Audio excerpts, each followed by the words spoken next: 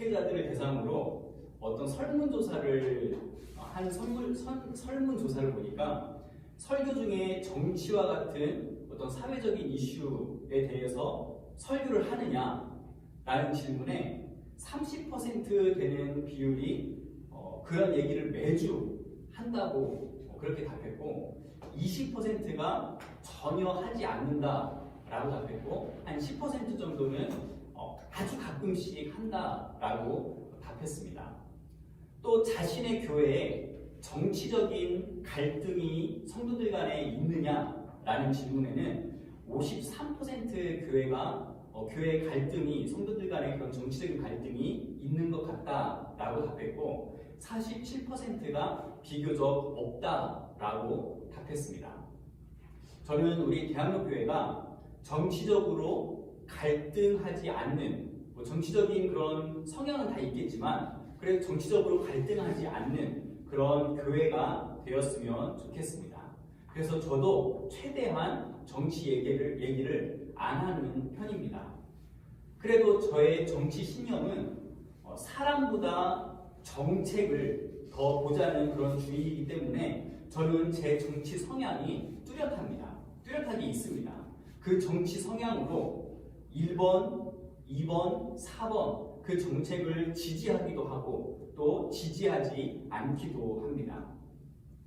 제가 하는 정치 활동, 저도 정치 활동을 하는데 제가 하는 정치 활동은 유튜브 영상에 좋아요를 누르거나 싫어요를 누르거나 그 정도가 제 정치 활동 다입니다.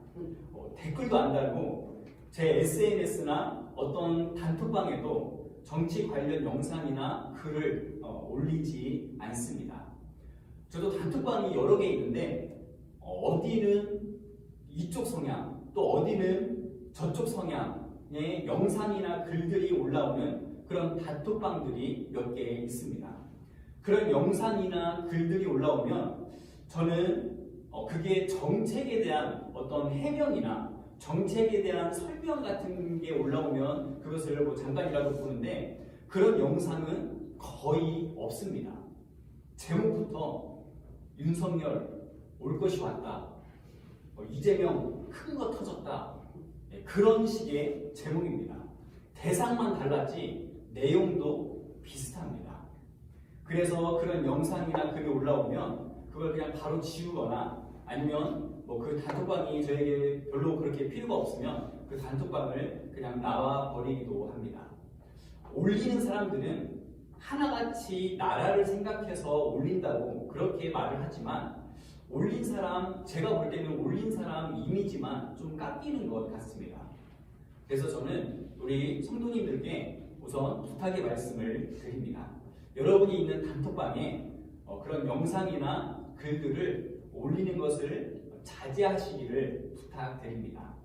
그리고 혹시 대표 기도를 할 때, 정치를 위해서 기도할 때 어떤 상황이나 어떤 사건이 아니라 그냥 모두를 다 아우를 수 있는, 오늘 사모님께서 기도하신 것처럼 모든 걸 다 아우를 수 있는 그런 단어나 표현들을 생각하셔서 해주시고, 그게 아니라면 마음속에 계속 내가 대표 기도를 하면서 이건 꼭 말해야 되겠다 라는 생각이 든다면 대표 기도할 때 정치를 위한 기도는 안 하셔도 좋을 것 같습니다.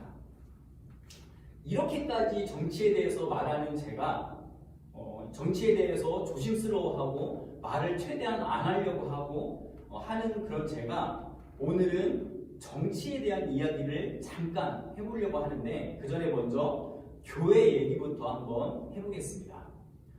교회가 크게 분열되고 크게 싸우고 깨지는 그런 모습들을 보면 모두 다 단임 목사가 연관이 되어 있는 경우가 많습니다.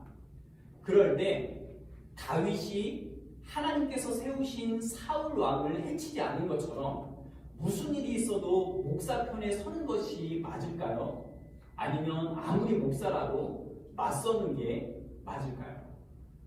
그러면 아마 목사가 어떤 내용으로 연관이 되어 있는지가 중요하게 될 겁니다. 목사가 잘못을 했는지, 아니면 아무 잘못도 없는데 모함을 받고 있는지, 그렇다면 목사가 어느 정도까지의 잘못을 하면 목사 편에 설 수 있고 목사가 어떤 것을 잘못하면 용서할 수 없으신가요? 좀 더 가깝게 여러분은 대학로교회 목사인 제가 잘못을 하면 여러분은 제 편에 서주실 건가요? 아니면 제 반대편에 서주실 건가요? 여러분이 보시기에 제가 목사로서 어떤 잘못한 모습을 보이고 타락한 모습이 보이면 여러분은 저를 쫓아내실 건가요? 아니면 여러분이 그냥 조용히 나가실 건가요? 참고로 저는 제가 지금 여러분께 드린 이 질문들에 뭐가 옳은 선택이고 뭐가 틀린 선택인지 저는 답하지 못합니다. 상황, 사정, 어떤 관계, 관점 그런 것들이 다르기 때문에 어떤 선택을 해야 맞는 것인지 저도 잘 모르겠습니다. 이 야고보서 당시에도 교회에 문제들이 있었습니다. 교회가 큰 어려움을 겪고 깨질 위험에 처해 있는데 그 어려움이 외부에서 오는 핍박이 아니라 교회 안에서 서로 성도들 간에 서로 시기하고 다투고 거짓말하면서 그것 때문에 극심하게 교회가 분열된 것이었습니다. 교회의 지도자들과 믿음이 있다고 말하는 그런 사람들이 가난한 사람들을 무시했고 자기들만 옳다고 하면서 반대편에 있는 사람들을 저주했습니다. 그러면서 자신들이 옳고 의롭다는 그런 확신을 가지고 자신들의 말과 행동을 합리화시키면서 교회를 분열시키고 있었습니다. 그것을 바라보고 있는 성도들도 누구는 그것에 대해서 과격하게 말하고 누구는 그것에 대해서 침묵을 하면서 모두 다 힘들어하고 있었습니다. 우리도 예수를 믿고 신앙생활의 횟수가 오래되었어도 어떻게 하는 것이 주님이 원하시는 것이고 어떻게 하는 것이 주님이 싫어하시는 것인지 모를 때가 많습니다. 어떻게 결정해야 될지 모르겠는 상황들이 너무나 많습니다.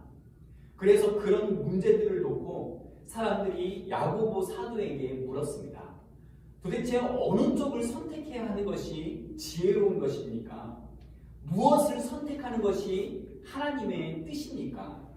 교회가 분열되는 이런 상황에서 하나님께서 원하시는 것은 도대체 무엇입니까?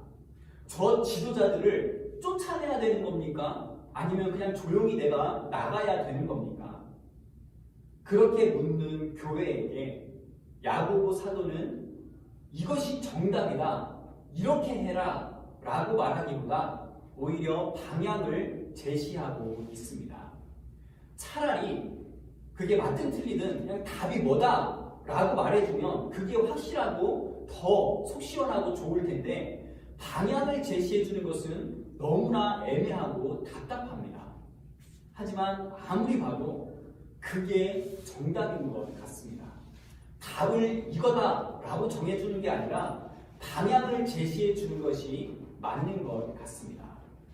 그래서 야고보 사도는 이 목사를 따라라, 이 지도자를 따라라, 그 교회를 떠나라, 대통령 후보 몇 번을 찍어라 이렇게 대답을 제시하지 않고 아무리 믿음으로 진리로 그렇게 말을 하고 행동한다고 해도 그 안에 시기와 다툼과 분열이 있다면 그것은 정욕의 것이고 그것은 귀신의 것이다.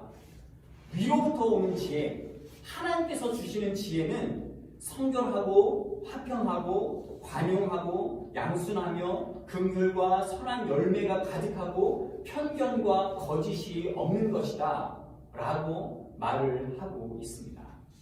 이것은 지금 인간이 가져야 하는 성품에 대해서 말하는 게 아닙니다. 이것은 신앙인들, 예수 그리스도를 믿는 사람들이 싸워야 할 신앙의 문제이고 믿음의 문제입니다. 왜냐하면 우리의 모든 문제 앞에서 하나님이 원하시는 게 도대체 뭘까? 하나님의 뜻이 도대체 뭘까?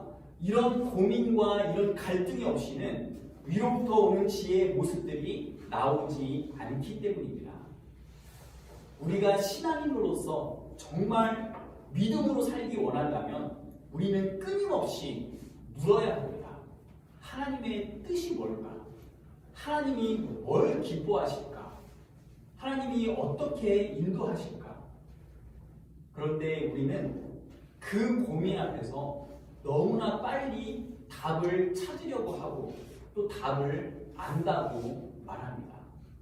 아무리 선한 마음으로 시작을 했어도 결국에는 다툼과 분쟁에 이르는 그런 일임에도 불구하고 내가 답을 지금 알고 있다는 생각 때문에 분열되고 있는 것을 깨닫지 못하고 자신의 마음을 살펴보지 못하는 일들이 우리에게는 너무나 많다는 것입니다. 하지만 우리 하나님은 이 사람이 무슨 일을 했는가 그것보다 그 사람 자체를 더 원하시고 그 일이 잘 이루어졌는지 그것보다 한 영혼을 더 원하시는 분이십니다. 그런 우리 주님께는 이렇게 하는 것이 맞는 거다, 이것이 정답이다 라고 공식처럼 정해져 있는 것은 별로 의미가 없습니다. 주님은 우리가 이것을 가지고 끊임없이 계속해서 싸움하기를 원하십니다. 영적으로 싸우기를 원하십니다. 성결하고 화평하고 관용하고 양순하며 긍휼과 선한 열매가 가득하고 편견과 거짓이 없는 그런 모습을 보이기 위해서 치열하게 우리가 고민하기를 원하십니다. 답을 딱 정하고 이게 답이다, 이제 답을 나는 알았다 라고 하는 것이 아니라 끊임없이 고민하기를 원하신다는 말입니다. 왜냐하면 그것이 바로 믿음이 성숙해지고 영혼이 풍성해지는 그런 과정이기 때문입니다. 답을 안다고 하는 그런 내 마음속에, 답을 딱 정해버린 그런 내 마음속에 혹시라도 탐욕은 없는지, 내 안에 교만이 있는지, 악함이 있는지, 이것이 결과적으로 분쟁을 만들 것인지, 혼란과 혼돈에 빠지게 될 것인지 우리는 끊임없이 고민해야 된다는 것입니다. 그렇기 때문에 야고보 사도는 정답이 아닌 방향을 말하고 있는 겁니다. 위로부터 난 지혜가 뭔지 아니?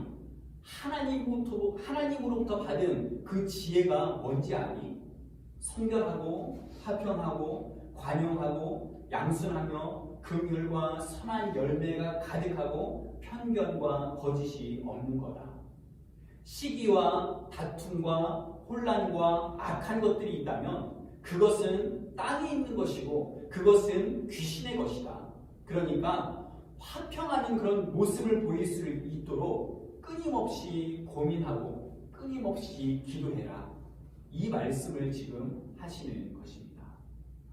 교회가 분열되는 그 상황 속에서 위로부터 오는 지혜와 귀신의 것을 가지고 끊임없이 고민하고 기도하라는 그런 말씀입니다.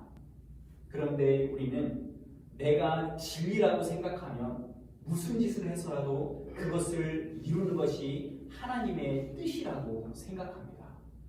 그렇게 시작되었던 것이 십자군 전쟁이었고 나중에 그 십자군은 자신들의 처음 사명이 무엇인지도 잊은 채 아군이든 적군이든 그냥 다 공격해버리는 싸움닭이 되어버리고 말았습니다.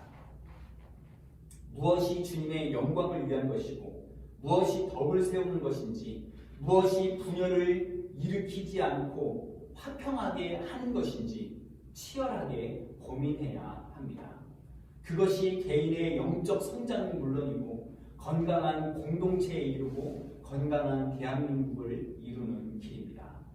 내 마음에 시기와 분노가 있으면 그것이 발견되면 멈춰설 줄 알고 또 다툼이 일어나면 내가 양보할 수 있는 것은 무엇일까 다시 점검해보는 그런 과정들을 통해서 개인도 교회도 사회도 건강해지는 것입니다. 우리에게 문제가 있을 때마다 우리에게 갈등이 있을 때마다 그렇게 우리는 하나님 앞에 다시 한번 서야 되고 우리는 계속해서 우리의 마음을 점검해 봐야 됩니다. 야고보 사도는 교회의 분열 앞에서 답을 제시하기보다 이렇게 해라 라고 답을 제시하기보다 방향을 제시했고 우리가 붙들어야 할 것이 무엇인지에 대해서 말했습니다. 성결과 화평과 관용과 양순과 긍휼과 선함 이런 것들을 붙들어라. 시기, 다툼, 거짓, 혼란, 악함, 싸움 이런 것들이 내 마음속이나 공동체에 들어오거든 당장 멈추고 다시 생각해라. 그렇게 말씀하시는 것입니다. 내일 모레가 대통령 선거입니다. 누가 대통령이 되든 서로 인정하지 못하고 계속 분열될 것이고 계속 싸울 것이고 계속 집회하느라 시끄러울 것입니다. 이렇게 분열이 극심한 이때에 우리가 찾는 답을 문제 해결해 주면 우리는 너무나 조급해집니다.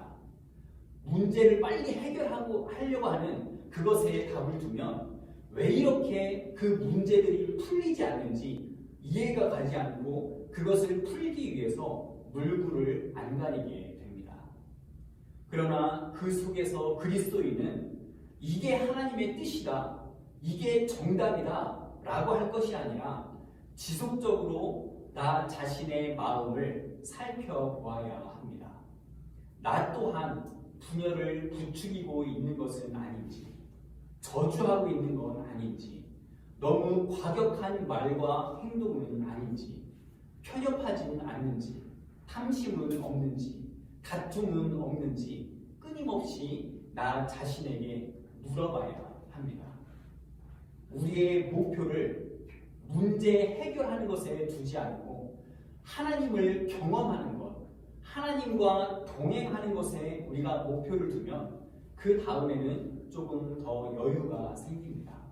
그 다음부터는 조금 더 참을 수 있고 내 뜻대로 되지 않아도 조금 더 기다릴 수 있을 것 같습니다.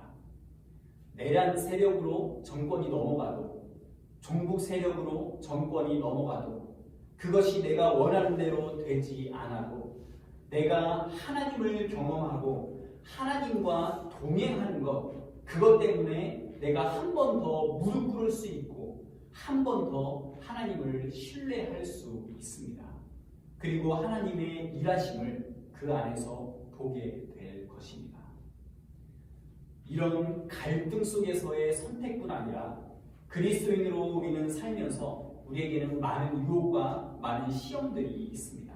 그래서 우리는 싸워야 합니다.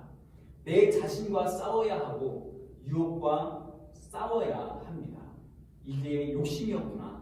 이게 교만이었구나. 이건 악한 것이었구나. 이건 그럴듯하지만 하나님이 원하시는 게 아니구나.